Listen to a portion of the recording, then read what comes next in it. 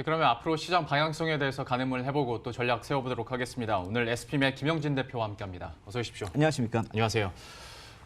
대표님께서 평소에도 미국 시장을 보거나 어떤 채권 시장에 대해서 종종 이렇게 분석을 해주시면서 시장의 전반적인 글로벌 분위기나 또 앞으로의 시장 방향성 얘기를 해주시잖아요. 지난주에도 역시 채권 시장에 대해서 좀 강조를 해주셨고 그 FOMC에서 나오는 미국채 발행 일정도 주목하자라고 하셨다는데 죄송합니다. 저는 지난주에 감기약을 먹고 제가 방송을 해서 그런지 잘 기억이 안 나요. 그러면 이 시점에서 그거를 우리가 들여다봐야 되는지 한번 설명을 그래서 해주셔야 될 것 같고 실제로 어땠었는지도 한번 좀 얘기를 해주시겠어요? 네, 그래서 전반적으로 한번 살펴보면 그러니까 짧게 축약해서 말씀을 드리면 1분기 이벤트 중에서 오히려 상반기까지 넓혀도요. 가장 중요한 분기점이 되지 않을까 이렇게 생각이 됩니다. 1월 말에 FOMC 회의가요. 예. 그래서 금리를 보자는 게 아니라 말씀하신 대로 채권 쪽에 발행 일정 이런 유동성 흐름하고 연관돼서 해석을 하자는 것이죠. 그래서 29일, 30일 일정의 FOMC 회의인데 아마도 보통 시장에서 보이는 게 그 한 거래일수로 한 2, 3일 전부터 영향을 미치니까요. 예. 미국 시장이 또 그렇게 영향을 받을 것이고 우리도 그렇다면 금주 후반부터는 이쪽의 이벤트에 대한 영향을 받을 것이다. 그러니까 미국 채권 시장과 유동성 흐름의 영향권에 진입한다. 이렇게 봐야 되겠죠. 그래서 금리 결정에 대해서는 별로 큰 관심이 없을 것입니다. 네. 예, 그래서 패드워치 툴 같은 경우는 오히려 25bp 인상 확률을 14.4% 지금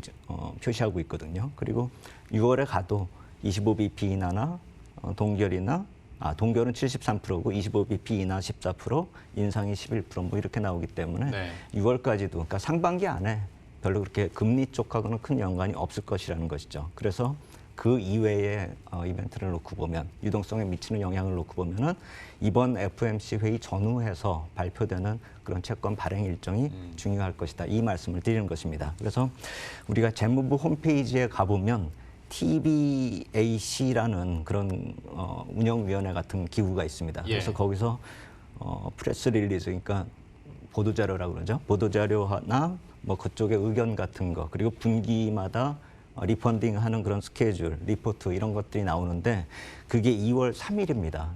전에도 제가 2월 3일에서 5일까지는 중요한 구간이다 이렇게 말씀을 드렸는데 가만 따져 보시면은 FOMC 회의가 금요일에 끝난단 말입니다. 예. 목요일인가 금요일인가 뭐 이런데 2월 3일은 월요일이거든요. 그럼 워킹데이로 따져봤을 때는 하루 이틀 정도밖에 차이가 안 나기 때문에 실제로 이쪽의 내용이 FOMC 회의 때도 거론이 될 수 있다라는 것이죠. 그래서 금리 쪽은 뭐 별 볼 일 없고 관심도 없지만 이쪽 유동성 관련한 측면들, 그러니까 채권 입찰 계획이라든지 이런 것에 대해서는 어떻게 변화가 되는지 이걸 좀 봐야 된다라는 것이죠. 예. 그래서 회의 이후에 나타나는 그 거래일수 하루 뒤에 그 말씀드린 그런 리포트 같은 것도 중요하지만 또 레포 관련해 가지고 FOMC 회의에서 어떻게 영향을 미치는가 이것이 또 서로 상관관계가 있기 때문에 이쪽에 대해서 한번 우리가 주의 깊게 살펴볼 필요가 있겠다 이렇게 생각이 됩니다. 네, 결과적으로 이런 것들을 다 모아서 궁극적으로 우리가 알고 싶은 게 그러니까 시장이 앞으로 시장의 전망을 어떻게 판단하고 뭐 어떻게 움직일 것이냐 이걸 사실 알고 싶어서 그러는 거잖아요. 그렇죠. 그러면 관련해서 좀 시그널을 볼 때 네. 우리가 어떤 기준이나 포인트를 갖고 있어야 됩니까? 그래서 지난주 말에 이제 던져준 힌트하고 시장에서 나온 뉴스 이것도 한번 우리가 주목해 볼 필요가 있는데 예. 미국에서 34년 만에 20년물 국채를 발행한다 이 얘기가 나왔거든요 뉴스로요. 그래서 구정 이후에 이런 긍정적인 변화가 가시화될 가능성이 크고 이 단기물 채권이 과연 20년물로 옮겨가는 것인지 그거 아직 확정은 안 났거든요. 네. 그래서 10년물까지도 옮겨가는 건지 단기물만 또 옮겨가는 것인지 아니면 30년물짜리가 이쪽으로 오는 것인지 이거에 대해서는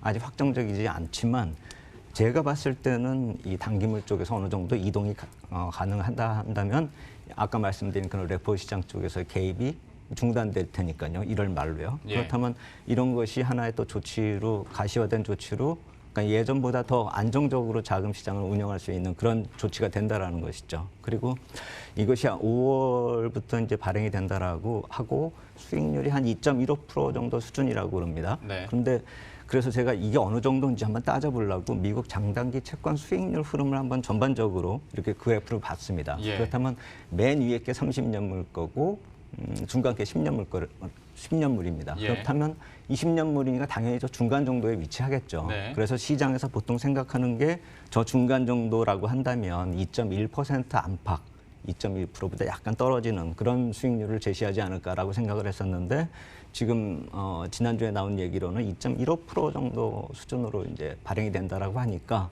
조금씩 위로 이동을 할 것이란 말입니다. 저게.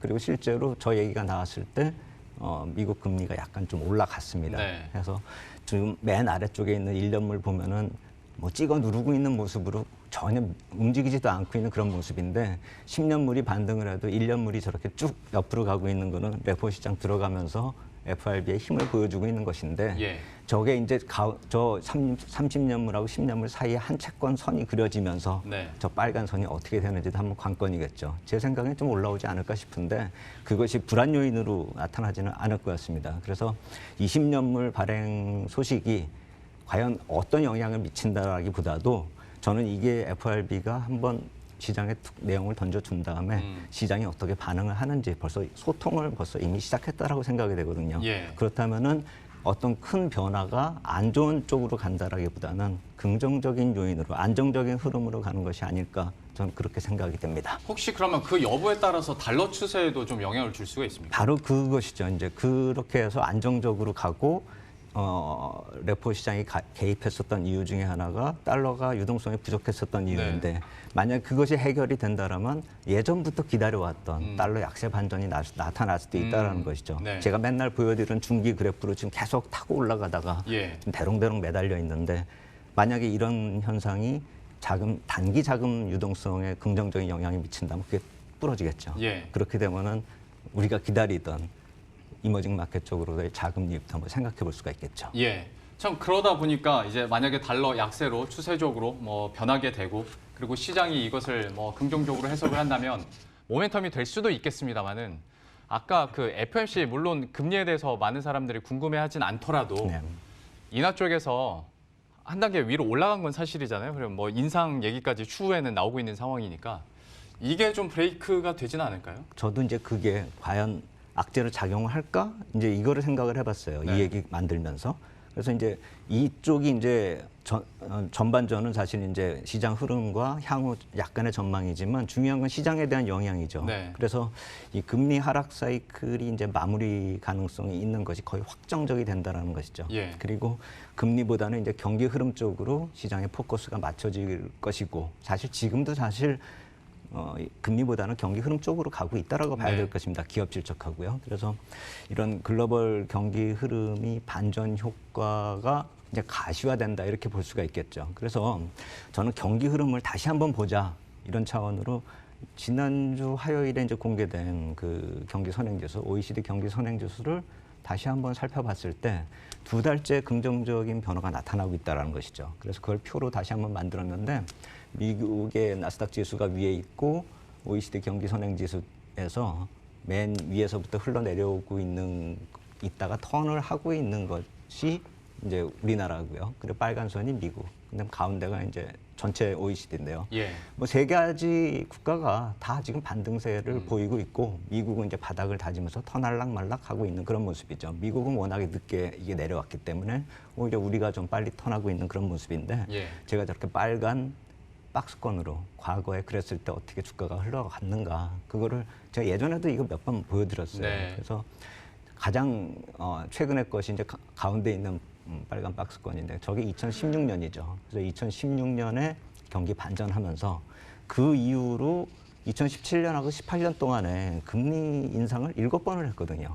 그렇다면은 지금 금리가 조금 반등을 하거나 설사 FRB에서 그럴 리는 없겠지만 금리에 대해서 좀 매파적인 코멘트가 나오더라도 시장은 충격을 받겠지만 상승 추세는 꺾이지 않을 것이라는 것이죠. 그래서 2016년 말에 같은 저런 반전이 나타난다라고 한다면 금리 상승에 대한 시장의 불안감은 지속되겠지만 그건 하나의 등락 요인이 될 뿐이지 방향이 바뀐다는 게 아니고 예. 오히려 그것 때문에 내린다면 기회가 되겠죠. 그리고 시장 주변 환경의 재료들을 놓고 봐도 제가 2016년 재료들을 주말에 다 따져봤거든요. 예. 아주 유사합니다. 이게 지정학적 리스크로 좀 시끄럽고 남유럽도 시끄럽고 뭐 브렉시트 얘기 나오고 유가도 마찬가지로 급등락 그래서 했고 그때는 또 2016년은 뭐 중국의 외환 보유고 얘기가 나오기도 했습니다. 네. 그러니까 이 중국 쪽에 관련된 잡음은 계속 되었었던 거죠. 그때부터요. 그래서 그러한 지금 환경 요인마저도 다 똑같다라고 놓고 보면은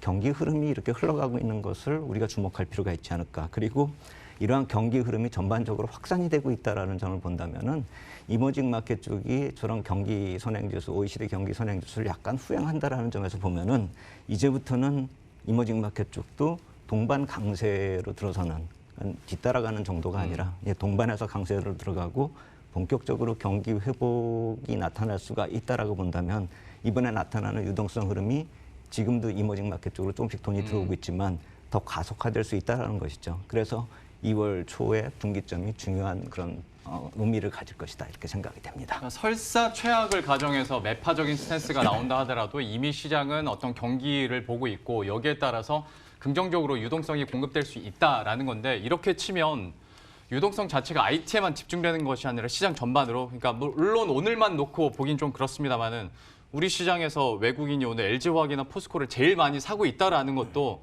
굳이 끼워 넣자면 의미 부여를 할 수 있을 것 같은데 좀 다른 업종으로도 그러면 확산 가능하겠습니까? 예, 저는 그걸 보자란 겁니다. 그래서 1월 FMC 회의가 소문나지 않은 잔치이기 때문에 먹을 게 있을 것 같습니다. 그래서 그때부터 변화가 가시화되고 지금은 그것의 전초전이다. 그러니까 오늘 변화가 이렇게 나타날 줄은 저도 몰랐지만 이것이 시작일 수도 있다라는 생각이 들고 이런 아까 말씀드린 미국 단기 국채 발행 감소가 나타나면서 단기 유동성 해소가 되면 유동성이 풀리면은 2차적으로 나타나는 그런 정말 유동성 장세가 나타날 수 있다라는 것이죠. 그래서 이런 신년에 나타났었던 강세보다도 더 강하게 나타날 수가 있고 그렇다 해서 IT가 주도주에서 물러난다는 게 아니라 그동안에 못 올랐었던 다른 업종 쪽에서 그러니까 에너지나 화학 업종이 가장 못 올랐거든요. 예. 미국도 마찬가지입니다. 그래서 미국 쪽에서도 그쪽이 반등할 거라 예상이 되는데 우리도 동조화만 보인다 하면은 이쪽에 대한 관심을 좀 가질 필요가 있겠다 이렇게 생각이 됩니다. 참 여러 가지 분석 끝에 시장에 긍정적인 전망들이 많이 나오다 보니까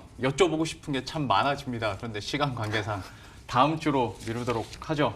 SBM의 김영진 대표와 함께했습니다. 오늘 말씀 고맙습니다. 감사합니다.